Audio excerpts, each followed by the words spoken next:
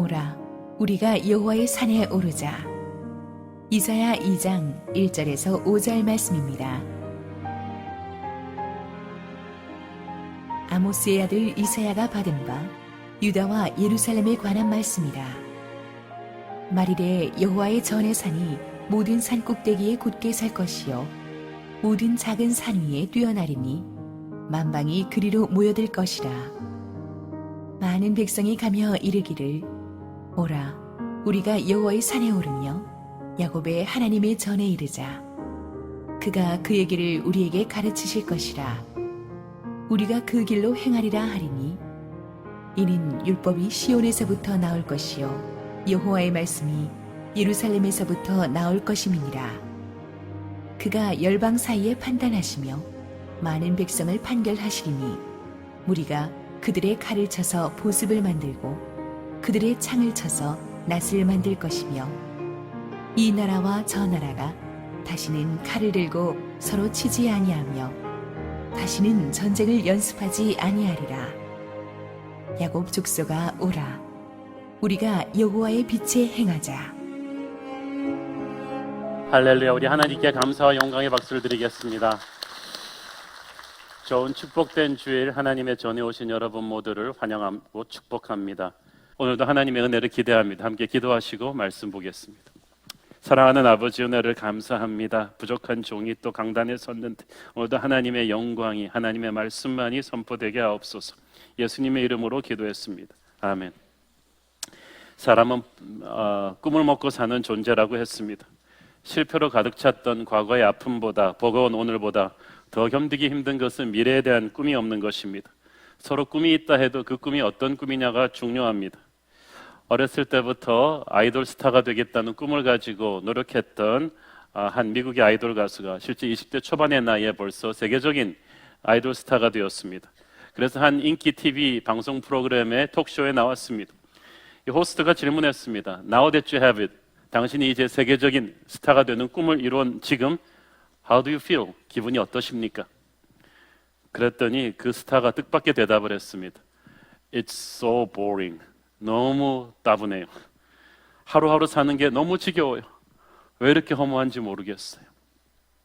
충격적인 대답을 한 그는 몇 년 못 가서 마약과 문란한 사생활로 소리 없이 침몰해버리고 말았습니다.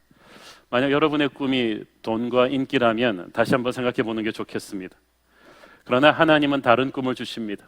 하나님의 백성이 되고 나면 하나님께서는 우리가 가졌던 인간적인 세상의 야심이 아닌 거룩한 꿈을 주십니다. 그 꿈으로 가는 길은 쉽지는 않습니다. 저 높은 곳으로 향해서 가는 그 길은 고난과 핍박이 기다립니다. 그러나 그 꿈으로 가는 하나님의 백성들의 마음에는 적어도 그 아이돌 스타와 같은 씁쓸함과 허무함은 없습니다. 한 걸음 한 걸음 옮길 때마다 세상이 알 수 없는 은혜와 평안이 주어집니다. 오늘의 본문은 하나님의 백성들의 꿈 이야기입니다.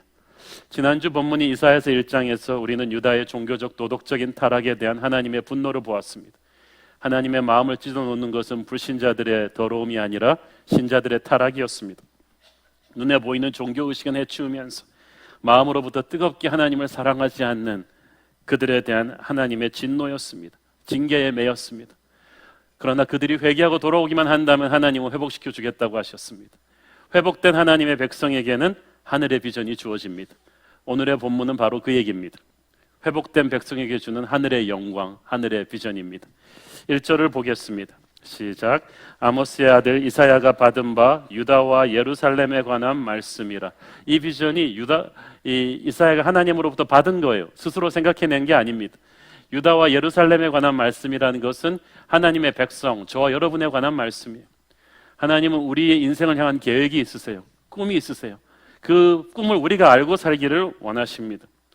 말이래, in the last days, 마지막 시대, 엄밀하게 말하자면 주님 다시 오실 때에 새하늘과 새 땅이 임하는 그 시대를 가리키지만 포괄적으로 말해서 지금 우리가 살고 있는 이 마지막 시대에 하나님의 백성들에게 주시는 하나님의 비전입니다.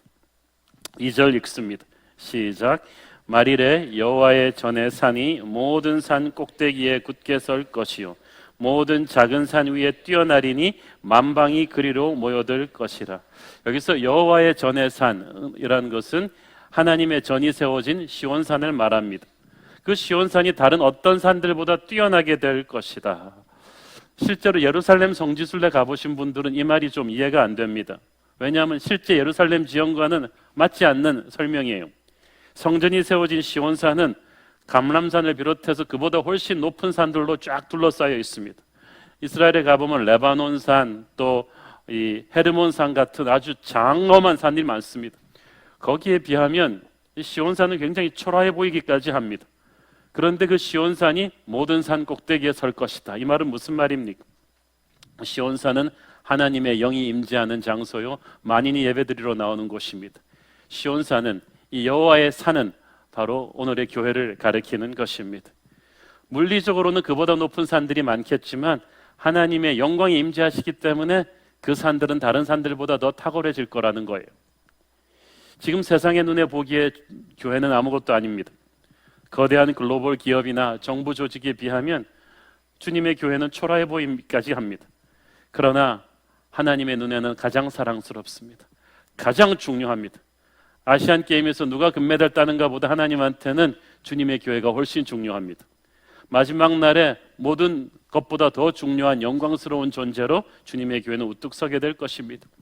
예수님이 이 땅에 오셨을 때도 초라한 종의 모습으로 오셨기 때문에 사람들이 그 위대함을 알아보지 못했듯이 주님의 몸된 교회도 세상의 시각으로 보니까 그 영광을 잘 보지 못하는 것뿐이에요. 그러나 영적인 눈으로 볼 때 주님의 교회는 귀합니다. 뛰어납니다. 탁월합니다. 연약해 보이지만 결코 음부의 권세가 해치 못할 것입니다. 만방이 그리로 모여듭니다.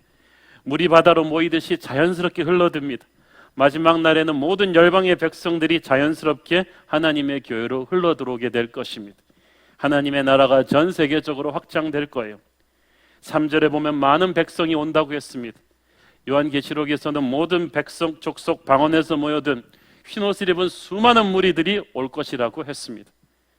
이것은 땅끝까지 가서 제자 삼으라는 이 선교의 명령을 교회가 감당했을 때 오는 하나님의 축복이죠. 그래서 이 시온산의 이 영광은 바벨탑과 대조됩니다. 창세기의 바벨탑은 인간의 욕망과 야심으로 하나가 된 것입니다. 그때도 사람들이 모였는데 하나님에게 도전하기 위해서 모였어요. 그랬더니 진노를 받아서 흔적도 없이 사라졌습니다. 그러나 우리 주님의 십자가 사랑 위에 세워진 주님의 교회는 영원히 우뚝 솟아서 수많은 열방의 백성들을 끌어들이게 될 것입니다. 자, 그런데 오늘의 중요한 주제는 이제 3절에부터 나옵니다. 3절 같이 읽습니다. 시작. 많은 백성이 가며 이르기를 오라 우리가 여호와의 산에 오르며 야곱의 하나님의 전에 이르자 그가 그의 길을 우리에게 가르치실 것이라 우리가 그 길로 행하리라 하리니 이는 율법이 시온에서부터 나올 것이요 여호와의 말씀이 예루살렘에서부터 나올 것임이니라. 당시 예루살렘에는 온 세계 사람들이 모여서 북적거렸습니다. 그러면 다 예배드리기 위해 성전으로 올라가는 모습이 장관이었습니다. 신이 나서 올라갑니다. 근데 마지막 때는 유다 백성들뿐 아니라 전 세계 열방이 모여서 하나님의 교회로 즐겁게 올라간다는 그 환상이에요. 글로벌 철치의 비전입니다. 그런데 여러분이 중요하게 보아야 될 단어가, 밑줄 그어야 될 단어는 여호와의 전으로 올라간다는 것입니다. 여호와의 산으로 올라간다. 산이 평지와 다른 것은 올라가기 때문입니다. 주님의 제자의 길이 올라가는 길입니다. 발전하는 길이지만 고통스러운 길입니다. 대가를 치러야만 합니다. 중력을 거슬러 가야 되는 길입니다. 한 걸음 한 걸음 나를 이겨내는 의지적인 결단이 필요합니다. 그러나 정상에는 승리와 영광이 기다립니다. 반대로 세상적인 길, 죄의 길은 쉽습니다. 그냥 그대로 굴러 내려가면 됩니다. 그러나 그 끝에는 절망과 죽음입니다. 이 본문을 이용하는 데 있어서 중요한 첫 번째 코드는 우리는 여호와의 산으로 올라가는 사람들이다. 저 높은 곳으로 heaven bound, 천국을 향해서 거룩한 목적을 향해서 올라가는 사람들이다. 올라가는 건 좋은데 대가를 치르는 것이다. 힘들고 외로운 길이 될 것이다. 두 번째 코드는 우리가 여호와의 산에 오른다 해서 우리가예요. 혼자 이 여호와의 산을 올라갈 수가 없어요. 등산도 혼자 할 때보다 같이 할 때가 훨씬 쉽잖아요. 우리는 옆에 형제 자매들이 필요합니다. 나 혼자 같았으면 옛날에 포기했을 이 믿음의 순례길을 형제자매들이 같이 옆에 붙어서 오라, 우리가 여호와의 산에 오르자 라고 잡아주고 일으켜주며 가는 거예요. 교회는 영원한 우리입니다. 사실 우리 한국 사람들에게는 우리라는 단어가 본능적으로 배어 있죠. 제 외국인 친구들이 한국말 배울 때 제일 황당해하는 게 우리 집사람 이거 말이에요. 영어로 번역을 하니까 our wife, 그러니까 이거 our wife 굉장히, 근데 우리 민족의 언어 속에 벌써 우리가 있어요. 그러나 주님의 교회 안에는 진짜 우리가 있습니다. 공동체 의식입니다. 하나님께서도 교회에게 말씀하실 때 한 사람에게 말씀하시는 것보다 너희는에게 말씀하시는 게 훨씬 많습니다. 신앙은 나 혼자 가는 솔로 게임이 아닙니다. 하나님의 사랑 안에서 가족 공동체예요. 자, 그래서 오늘의 말씀을 이해하는 그 핵심 그 프레이즈가 문장이 오라 우리가 여호와의 산에 오르자인데, 중요한 것은 우리가 간다는 것이고 함께 간다는 것이고, 또 한 가지는 산으로 간다, 올라가야 한다, 대가를 치러야 된다, 힘들 것이다. 이 두 가지 코드를 가지고 이 말을 풀어보겠습니다. 오라 우리가 여호와의 산에 이르자, 이것은 쉽게 말해서 초대하는 거죠. 근데 이 말씀 속에는 네 가지 다른 의미의 초대가 들어 있습니다. 첫째는 구원으로의 초대입니다. 백성들이 가면서 하나님의 산으로 가자, 교회로 가자고 초대하는데, 사실 이것은 예수를 믿으라고 하는 구원의 초대예요. 성경 전체가 사실은 하나님의 초대죠. 하나님을 알지 못하고 내가 내 인생의 주인인 줄 알고 살았던 사람들에게 하나님이 집으로 오라고 하십니다. 탕자는 집으로 돌아오라고 하십니다. 잃어버린 자가 집으로 돌아오라고 하십니다. 성경은 하나님의 러브레터예요. 프로포즈예요.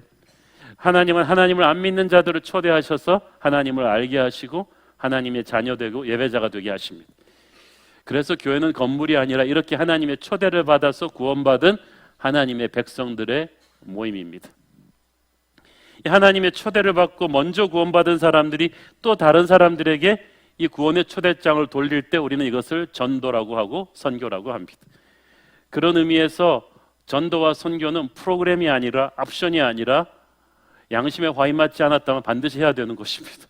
나만 살고 딴 사람에게는 이걸 주지 않겠다, 이거는 말이 안 되죠.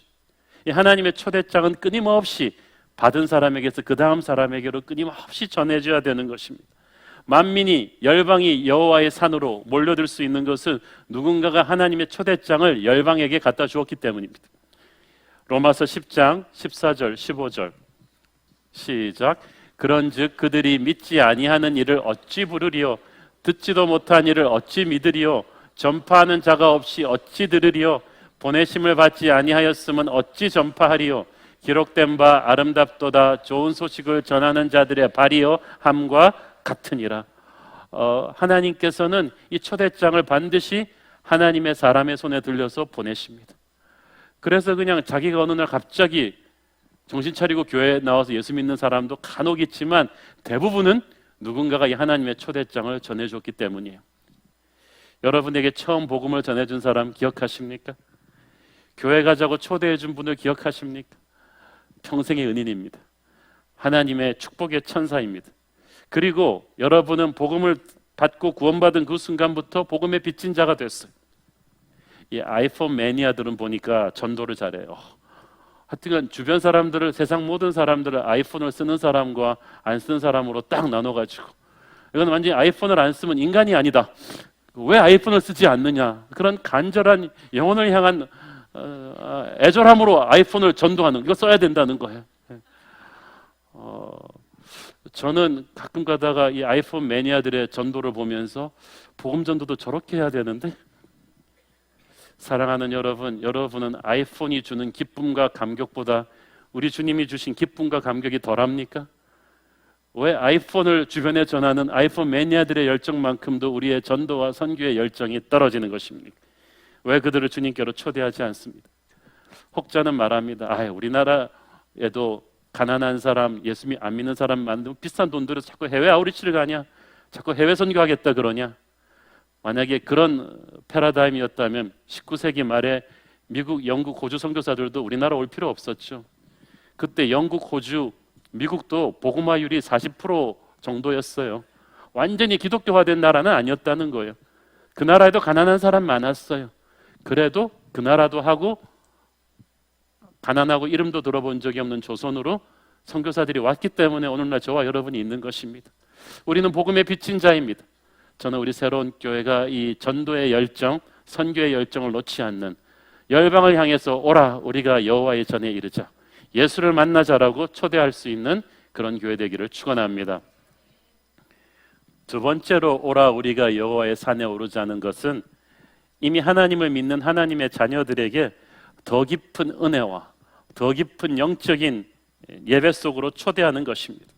3절에 보니까 율법이 시온에서 나올 것이고 여호와의 말씀이 예루살렘에서 나온다고 했는데, 시온과 예루살렘은 교회를 상징하죠.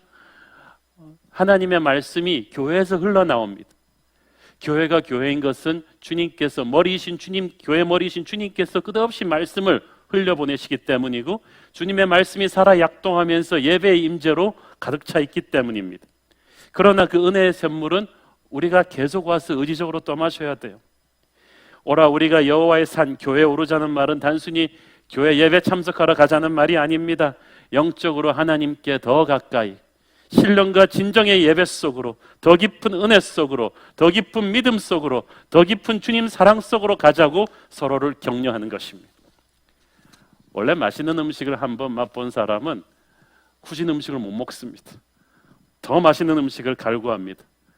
그래서 부흥 집회 때나 교회 특별 세미나 할 때 보면은 더 이상 은혜를 받을 필요가 없는 사람인 것 같은 분이 계속 와서 앉아 있어요. 왜냐하면 은혜 충만한 사람은 더 큰 은혜의 자리를 사모하게 돼 있거든요. 영적인 부익부, 빈익부, 빈 현상이 일어나는 거예요.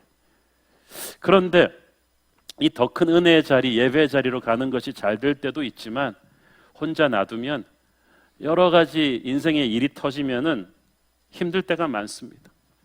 먹고 살기가 힘들어지고, 몸이 병들고, 돈줄이 막히고, 믿었던 사람에게, 그것도 교회 형제자매에게 배신당하고 하면 낙담하고 지쳐서 일어설 기운도 없습니다. 성경 읽기 싫습니다. 은혜의 자리 가기 싫습니다. 예배가 귀찮아집니다. 믿음의 발걸음을 떼기가 싫습니다. 마귀는 이런 때를 놓치지 않고 제일 먼저 우리에게 은혜의 자리를 내려놓게 합니다. 예배의 자리를 내려놓게 합니다. 그래, 그 좀 회사 좀 안정되면 훈련받을 수 있잖아. 그래, 좀 몸 좀 좋아지면 봉사해. 자꾸 이러면서 내려놓게 하는 거예요. 저는 이런 은혜의 자리에 참석할 수가 없도록 마귀가 열심히 작동하고 있다고 생각을 해요. 그런데 이때 믿음의 형제 자매들의 격려가 필요해요. 누군가가 축 처져 있는 우리에게 다가와서 오라 우리가 여호와의 전에 이르자. 너 힘들고 바쁘고 낙심된 거 다 아는데 나도 힘들어. 그렇지만 우리가 힘들수록 은혜를 받아야 돼. 그러니까 오늘 저녁에 부흥회를 가자 친구야. 새벽 기도를 가자 친구야. 이렇게 해주는 형제 자매가 한 사람이라도 있었기 때문에 저와 여러분이 오늘날 이 자리에 있는 거야. 안 그러고 우리 그만두고 싶을 때 다 그만뒀으면요 이 자리에 아무도 없어요. 하나님께서 누군가를 보내셨어요. 저는 목회자로서 이런 모습들을 우리 성도들에게도 많이 봤습니다. 저는 우리가 토요일날 훈련을 많이 시키는데, 사실 제가 신방을 다녀보면 여러분 직장인들이 얼마나 일주일 내내 열심히 사는지 알 수 있습니다. 그런 분들에게 토요일이 얼마나 중요하고 주일이 얼마나 중요한데, 보면 우리 토요일날 하루 종일 LCS 하고 또 주일날 주일학교도 가르치고 여러 봉사도 하고 예배드리고 가는 분들을 보면서 제가 안쓰러운 마음이 들 때가 많습니다. 특별히 우리 청년들, 그래도 좀 40, 50대 직장의 상사급이 되면 이렇게 유도리 있게 조절을 할 수가 있는데, 시간 스케줄을 지금 막 직장에 들어간 신입사원은 꼼짝없이 그냥 코에 단내가 나도록 힘든 일 굳은 일 다 해야 되고 상사 눈치 봐야 되거든요. 우리 청년들의 직장 생활이 얼마나 힘든데 LCS를 하루 종일 하고 있는 거예요. 기쁘게. 그리고 또 주일날 와서 뉴젠 주일학교 가르치고 예배드리고. 제가 어떤 청년들은 보면서 참 마음이 안쓰러울 때가 있습니다. 근데 어저께 제가 청년부 LCS 아우리치 팀이랑 점심을 먹는데 한 자매가 정말 일주일 내내 아침부터 밤 늦게까지 직장 생활하는 자매인데, 자기는 금요일날 하루 종일 LCS 훈련받고 주일날 주일학교 교사하고 예배를 드렸는데, 그 순간순간에 하나님이 주시는 은혜가 넘쳐서 다른 닷새가 고통스럽지 않다는 거예요. 그러니까 그 자매의 그 말 한마디와 존재 자체가 바로 그거 아니에요? 오라 우리가 여호와의 전에 이르자. 바쁘고 힘들지만 더 깊은 은혜로 들어가자. 오라 친구야, 더 깊은 예배의 임재로 나오자. 이 하나님의 예배의 임재로 깊이 같이 들어가는 사람들은요, 이 뭐라 그러죠? 이 전우회 같은 게 있습니다. 영적인 전우회. 참 신기하죠? 은혜 충만한 예배를 함께 드리고 나면요, LCS 훈련을 같이 함께 받고 나면 분명히 하나님의 은혜 안으로 들어갔는데 옆에 친구들이 백년지기 같이 느껴져요. 같이 예배를 들어가고 나온 사람, 은혜를 함께 공유한 사람은 다르다는 거예요. 저는 우리 새로운 교회에서 우리가 서로가 힘들 때마다 더 깊은 은혜의 자리로, 예배의 자리로 서로를 끌어들이는, 격려하는 저와 여러분 되기를 축원합니다. 바쁜데 대충 해 이렇게 하는 게 아니라 더 깊은 예배 자리로 같이 가는. 세 번째, 오라 우리가 여호와의 산에 오르자는 것은 더 깊은 헌신과 섬김으로의 초대입니다. 3절을 보면 그가 그의 길을 우리에게 가르치실 것이요 우리가 그 길로 행하리라. 예배 임재 안에 들어가게 되면 주님이 우리를 가르치시는데 지식을 가르치시는 게 아니라 어떻게 살지를 가르치십니다. 어떻게 행동해야겠다는 것을 가르쳐 주십니다. 그래서 여기서 길을 가르친다는 말은 안내판을 세워준다는 뜻이에요. 가이드가 되어주신다는 것입니다.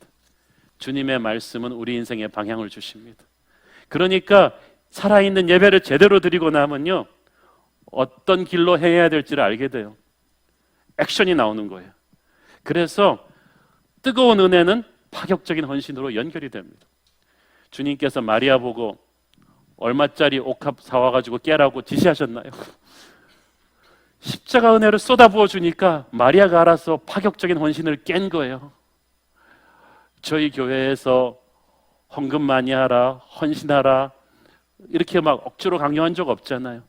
예배의 은혜가 충만하면 주님께서 무엇을 위해 헌신해야 될지를 우리에게 깨닫게 하십니다. 처음에는 그런데 이렇게 처음에는 은혜 받고 옥합을 깨뜨리는 파격적인 헌신을 한 사람도 세월이 가고 상황이 힘들어지면 이 헌신을 계속 지속하는 일이 쉽지 않아요. 오랜 세월 묵묵히 어떤 사역을 하는데 칭찬과 격려보다는 억울한 비판과 오해를 많이 받으면 교회를 하면서도 기운 빠집니다. 세상은 몰라도 교회가 어떻게 이럴 수 있나. 그런데 우리 주님도 그러셨고 바울도 그러셨고요. 하나님의 일을 많이 하면 억울한 비판과 욕은 기본적으로 먹습니다. 저는 오래 살 거예요. 욕을 많이 먹어봤기 때문에. 아무도 알아주지 않고 나의 헌신을 당연히 여기는 분위기도 힘 빠지기는 마찬가지입니다. 그러다가 몇 번 한 번 잘못하면 그냥 또 비판당하는 그런 것도 참 헌신을 계속하기가 힘들어지죠. 이건 목회자들도 마찬가지입니다. 제가 아는 목사님 한 분이 어느 날 설교를 죽을 쓰셨습니다. 설교 그렇게 본인이 뼈저리게 알 정도로 죽 쓰는 날이 몇 년에 한 번씩 오는데 바로 그 날이었어요. 그런데 이렇게 죽을 쓰고 그분이 이제 교회당에 이제 사무실로 가시는데 너무나 많은 친절한 성도들이 그날 설교가 죽을 쓰었다는 것을 이 목사님에게 알려주셨어요. 다른 방법으로 어떤 분은 오셔서 목사님 지금 바빠서 설교 준비가 힘드신가 봐요. 어떤 분은 기도 많이 안 하시나 봐요. 근데 최고 히트는 그래도 목사님은 인격이 훌륭하시잖아요. 그냥 자기는 안 그래도 벽에다 머리를 박고 죽고 싶은데 막 그런데 어떤 권사님이 손을 잡고 목사님은 설교를 열심히 하셔서 너무 좋아. 정말 예수님의 마음으로 열심히 하신 그건 사실이거든요. 이분이 거기서 막 힘을 받은 거예요. 사랑하는 여러분 눈에 보기에 정말 교회에서 아무 격려가 필요 없을 것 같이 헌신을 많이 하는 분도요, 마음 한구석에는 그런 위로와 격려가 탁탁 필요할 때가 있습니다. 안 그러면 다 그만두고 싶거든요. 여러분의 마음에 그런 마음이 들 때 참지 말고 가서 격려하세요. 그 마음이 든 건 여러분이 하나님의 천사예요. 그 격려가 바로 오라 우리가 여호와의 전에 오르자야. 이제 연말이 돼갑니다. 연말이 되면 모든 사역 부서의 목사님, 장로님들의 두려움이 있습니다. 지난주에 봤던 드라마처럼 사역 맡으신 분들이 득달같이 와서 목사님 못하겠어요. 이번 올해로까지 하고 못하겠어요. 그 공포의 연말이죠. 사실 이해가 갑니다. 직장일도 산적하고 아이들 돌보는 가정살림도 지쳐갖고 피곤이 극에 달하면 나도 이제 할 만큼 하지 않았냐, 이 교회는 나밖에 사람이 왜 계속 나만 시키냐, 그런 생각이 들 때가 있죠. 그건 주님이 여러분이 이뻐서 시키는 거예요. 이때 믿음의 형제 자매들이 같이 맞장구 치면 안 돼. 그래, 너도 그러냐, 나도 그렇다. 아, 더러운 데다 때려칠까? 우리 노조 만들까? 그게 아니라 힘들지. 그렇지만 우리가 여호와의 전에 같이 오르자. 이것을 말뿐 아니라 행동으로 하는 사람들이 있습니다. 제가 아는 미국 교회 목사님, 휴스턴에서 아주 영향력 있는 교회인데 그 교회 한 집사님이 수술을 했습니다. 힘든 수술을 주초에 하셨는데 수술은 잘 끝났는데 문제는 의사가 2주 동안 절대적인 안정을 명령했어요. 병원에 있으라는 거예요.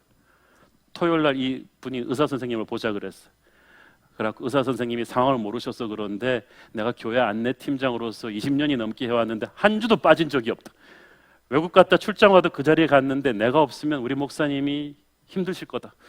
다른 안내하는 젊은 집사님들이 힘들 거다. 내가 딱 가서 왔다 갔다 2시간에다가 가서 예배 시간 1시간 안내만 하고 오겠다.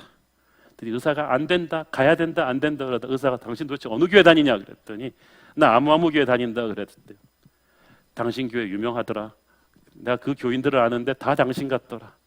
그래서 그럼 내가 특별 외출 허가증을 써줄 텐데 진짜 딱 3시간이다.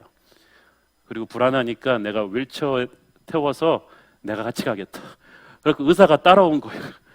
그래갖고 그 집사님이 그 휠체어에 앉아갖고 그늘줄을 안내를 한 거예요. 웃으면서. 그 집사님은 그날 자신의 몸으로 모든 주변에 선포한 거죠. 오라, 우리가 여호와의 전에 오르자. 더 깊은 헌신으로 나가자. 더 깊은 헌신으로 나가자. 저희 교회도 그런 분들 참 많습니다. 우리 그 박종만 집사님 아드님이 참 힘든 병으로 입원해 있는데도 깜짝 놀랐어요. 그 다음 며칠 있다가 그 청년부 LC에서 코치로 섬기시는데 그 자리에 계속 나와 있는 거예요. 일주일, 2주일씩 병원에서 밤을 새면서도 교회 그 일에 나와 있고 엊그제 또 찬양 집회 때 또 안내하고 계시고 얼굴이 그냥 퀭하게 되셔가지고도 주님의 교회에서 맡긴 일을 기쁘게 하는 그 모습 보면서 저는 목회자로서 부끄러웠어요. 만약 우리 아들이 병원에 있다면 내가 저렇게 주님 주신 그 본인이 빠져도 될 그 스팟에 서 있을 수 있을까? 그 존재 자체가 우리에게 말하고 있지 않습니까? 오라, 우리가 여호와의 전에 이르자. 더 깊은 헌신으로 가자. 믿음의 경주는 단거리 경주 아닙니다. 장거리 경주입니다. 장애물이 많습니다. 우리 주님은 그 길을 홀로 외롭게 가셨지만 우리는 홀로 가기를 주님이 원치 않으셨습니다. 힘 빠지고 넘어질 때마다 우리가 서로를 붙들어주고 일으켜주면서 적당히 살고 싶을 때마다 더 깊은 헌신으로 가자고 서로를 격려하는 교회 되기를 축원합니다. 네 번째로 오라, 우리가 여호와의 산에 이르자는 더 거룩한 삶으로의 초대입니다. 5절 읽습니다. 시작. 야곱 족속아 오라, 우리가 여호와의 빛에 행하자. 여기서 오라는 말은 죄악의 자리에서 나오라는 뜻입니다. 죄악의 자리에서 나와서 빛 가운데로 걸어가자. 이 말은 말씀대로 살자. 말씀에 부끄럽지 않은 삶을 살도록 우리가 가자. 이게 중요합니다. 나만 가겠다가 아니라 우리가 가겠다는 것은 서로에게 거룩을 도전하자는 것입니다. 거룩은 능력이거든요. 거룩은 눈에 보이는 종교 의식이 아니라 신앙이 삶으로 연결되는 거거든요. 믿음 따로 삶 따로가 아니라 거룩은 믿음과 삶이 한 일직선으로 연결이 되는 그런 삶입니다. 마귀는 큰 교회가 아니라 거룩한 교회를 두려워합니다. 사람들 눈에 보이는 그런 착하고 괜찮은 수준이 아니라 우리 중심을 하신 하나님의 얼굴을 기쁘게 하는 그런 거룩으로 서로를 도전하는 것입니다. 이 초대를 불신자에게 한 게 아니라 야곱 족속들에게 했어요. 하나님의 백성들에게 한 거예요. 지난주에 우리 배웠지 않습니까? 불신자들의 부패함과 타락은 하나님을 실망시키지 않습니다. 기대도 하지 않았으니까. 하나님의 마음을 아프게 하는 것은 우리 신자들의 이중성입니다. 그래서 오라, 우리가 여호와의 산에 오르자는 거룩으로의 초대입니다. 우리가 함께 빛으로 가자. 우리는 형제 자매들끼리 교제라는 명목하에 거룩을 타협해서는 안 됩니다. 형제 자매가 잘못된 길로 가는 걸 보면서 에이, 나 살기도 바쁜데 네 할 일은 네가 알아서 해라. 괜히 힘든 소리 해가지고 관계 나빠지기 싫다. 이러면 안 되는 거예요. 교회는 그냥 서로 좋은 게 좋은 것처럼 모여서 적당히 시간 때우고 가는 종교적인 사교단체 아닙니다. 진짜 하나님의 말씀으로 하나 된 교회라면, 빛의 공동체라면 서로 안에 있는 죄가 아프더라도 드러나게 하고 치유하고 서로 회개하고 용서하면서 거룩한 삶으로 갈 수 있도록 해야 됩니다.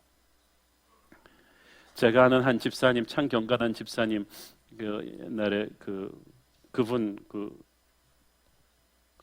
동생처럼 아끼는 분이 있었는데, 교회를 그렇게 열심히 하고 교회에서는 그렇게 성실한데 어느 날 그 분이 자기 아내에게 또 자기 자식들한테 말하는 걸 보고 깜짝 놀랐어요. 너무나 사납고 너무나 무례하고 너무나 폭압적으로 자기 아내와 자식들에게 말하는 거예요. 주일날 그렇게 교회를 열심히 하는 분이, 그런데 본인이 그게 잘못된 건지도 깨닫지 못하는 거예요. 그래서 이분이 많이 기도하다가 그분을 불렀어요. 형제님, 나도 부족한 사람이고 나도 나쁜 아버지였기 때문에 주님이 많이 다루셨기 때문에 나도 회개한 죄인으로서 말하는데 형제님, 그렇게 하면 안 된다. 하나님이 아내의 눈에 눈물을 흘리게 하지 말라 그랬는데 형제의 그 사나운 말이 그 아내를 아프게 한다. 너희 자녀를 노엽게 하지 말라 그랬는데 형제님, 그렇게 하면 안 된다. 우리가 교회를 아무리 많이 하는데 무슨 소용이 있느냐.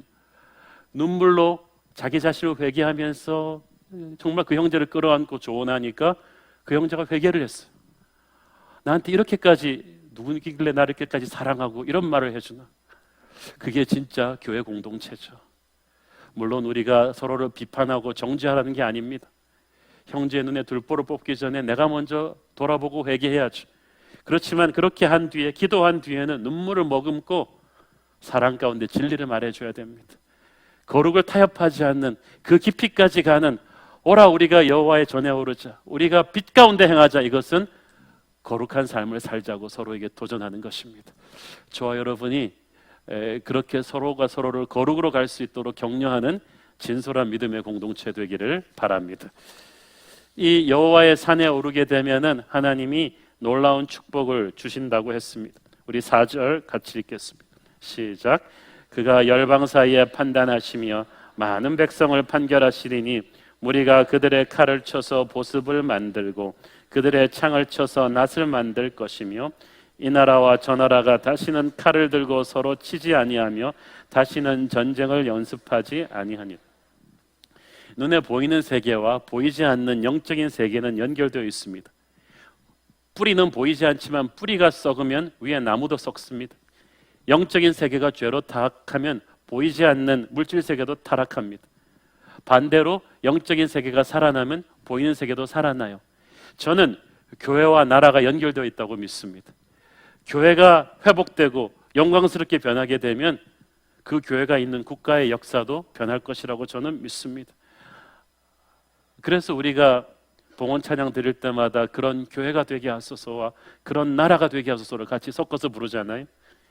주님의 나라가 임할 때 진정한 정의가 실행될 것이라고 합니다. 그가 열방 사이에 판단하시고 판결하시리니, 판단하다는 것은 옳고 그름을 재판하신다는 뜻이고 판결은 잘못된 걸 바로잡아 준다는 것입니다. 주님께서 우리에게 올바른 정의를 집행해 주십니다. 오늘날 세상이 어지럽고 우리가 이렇게 억울한 마음이 많고 리더십을 신뢰할 수가 없는 것은 정의가 비틀렸기 때문이죠. 힘 있는 자들의 힘의 정의를 만들었기 때문이죠. 그러나 하나님의 나라에서는 올바른 정의가 집행될 것입니다. 억울함이 없을 거예요.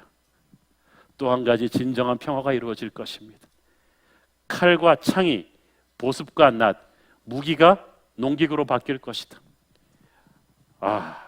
모든 각 나라의 군사비와 국방비가 없어지고 그 돈을 다 세계의 가난하고 병든 사람들을 돕는 데 쓴다면 이 지구가 얼마나 좋아지겠습니까? 주님의 나라 임할 때 그렇게 된다는 거예요. 이 나라와 저 나라가 다시는 칼 들고 서로 전쟁을 연습하지 않을 것이다. 인류의 역사는 전쟁의 역사입니다. 우리 사는 시대만 해도 그렇지 않습니까? 냉전이 끝나면 소련 공산권만 무너지면 평화가 올 줄 알았는데 9.11 테러라는 게 터져갖고 서구 열강과 이슬람의 그 문명의 충돌이 생길 줄 누가 알았겠습니까? 빌라덴과 탈레반만 없어지면 끝날 줄 알았는데 시리아의 IS라는 또 신흥 테러 단체가 전 세계를 공포에 떨게 할 줄 누가 알았겠습니까? 사람만 바뀌었지 전쟁은 계속되는 거예요. 평화는 군사력으로 보장되지 않고 대화로 풀리지 않습니다. 주님께서 통치하셔야 진정한 평화가 오는 것입니다. 하나님께서는 하나님의 백성들에게 진정한 평화를 주겠다고 하십니다. 시편 29편 11절 시작. 여호와께서 자기 백성에게 힘을 주시며 여호와께서 자기 백성에게 평강의 복을 주시리로다. 하나님께서 하나님을 사랑하는 하나님의 백성들에게 능력을 주시고 그 나라에게 평강을 주십니다. 우리 미국이 사실 400년 전에 인디언들만 살던 황무지 땅이었고 단일 민족도 아닌 수많은 나라들에서 모인 여러 혼혈 인종이 모여가지고 무슨 나라를 만들었겠습니까? 청교도들이 붙잡고 내린 성경책 하나, 말씀대로 살아보겠다는 미국의 건국의 조상들이 가진 그 신앙심 하나, 미국 나라가 건국되기 전에 전국에서 미국에서 일어났던 그 부흥운동으로 인해서 주님께서는 교회가 살아난 그 토대 위에 미국이란 나라를 세우셨어요. 그래서 미국은 200년 만에 저 강국이 된 거예요. 그런데 요즘 미국이 옛날 미국이 아니에요. 왜? 미국을 일으켰던 교회가 부패했기 때문이에요. 무너지니까 교회가 흔들리니까 국가가 흔들려요. 저는 교회가 영적으로 살아있어야 나라가 영적으로 건강하다고 저는 믿습니다. 그런 의미에서 이 민족의 흔들리는 현실의 위기는 한국교회가 가진 책임이 큽니다. 저는 우리 한국교회가 여호와의 산에 제대로 오르면, 더 깊은 예배로 나가면, 더 깊은 헌신으로 나가면, 더 깊은 거룩으로 나가면 이 나라가 복된 나라가 될 줄로 믿습니다. 교회에서 종종 사람 보지 말고 하나님 보라는 말을 자주 합니다. 어떤 사람은 그게 더 약오른데요. 사람이 보이는데 어떻게 안 보이냐고. 하나님은 안 보이고. 그래서 하나님께서는 우리가 서로에게 작은 예수가 되라고 하십니다. 때로는 작은 예수가 아니라 어떨 때는 작은 마귀같이 느껴지는 때도 있지만 그래도 하나님은 우리의 부족함을 서로 안고 가라고 하십니다. 상처받고 힘들어도 우리는 그래서 붙어 있어야 되는 거예요. 하나님께서 내가 쓰러지려고 할 때마다 그래도 누군가를 통해서 나를 격려하시고 붙잡아 주시고 치유하시고 때로는 바로잡기도 하십니다. 우리 안에 계신 성령님은 그렇게 우리가 함께 여호와의 산으로 올라가기를 원하십니다. 오늘 우리가 장로 권사 선출 선거가 있는데 저는 우리 교회 새로 세워지는 리더들이 오라 우리가 여호와의 산에 오르자고 서로를 격려하는 분들이었으면 좋겠어요. 치어리더였으면 좋겠어요. 그게 리더십의 할 일이거든요. 교회를 많이 하면서도 불평, 불만과 비난으로 가득 찬 사람이 아니라 오라 우리가 여호와의 산에 오르자. 더 깊은 예배로 더 깊은 헌신으로 돌아가자고 격려하는 그런 분들이 되었으면 좋겠습니다. 선거에 영향을 주는 발언이 아니었으면 합니다. 오래전에 장애우 올림픽에서 실제로 일어났던 케이스죠. 땅 스타트 건과 함께 다 쩔뚝쩔뚝하면서 우리 장애우들이 목표지점을 향해서 뛰었는데 어떤 선수가 다리에 쥐가 나 버렸어요. 순식간에 그 쥐가 난 다리를 잡고 그냥 나뒹굴었습니다. 다른 선수들은 열심히 쩔뚝쩔뚝하면서 그래도 목표 지점으로 갑니다. 그런데 이게 쥐가 나서 쓰러진 선수는 얼마나 억울하겠어요. 4년 동안의 피나는 훈련이 그날 하루 재수 없어서 이제는 끝나는 거야. 뛰어보지도 못하고. 이 선수가 땅을 치면서 막 울기 시작하고 앞장서서 가던 선수 한 명이 돌아보기 시작합니다. 다시 가면서 돌아보고 하다가 이 땅을 치면서 우는 다른 나라 동료 선수를 보더니 돌아오기 시작합니다. 제 1등으로 가던 선수가. 그랬더니 다른 선수도 돌아보더니 또 돌아와요.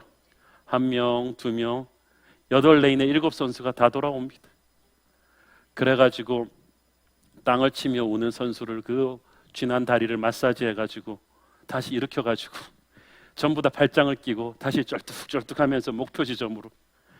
게임이 엉망이 돼버렸죠. 이걸 어떻게 해야 되나.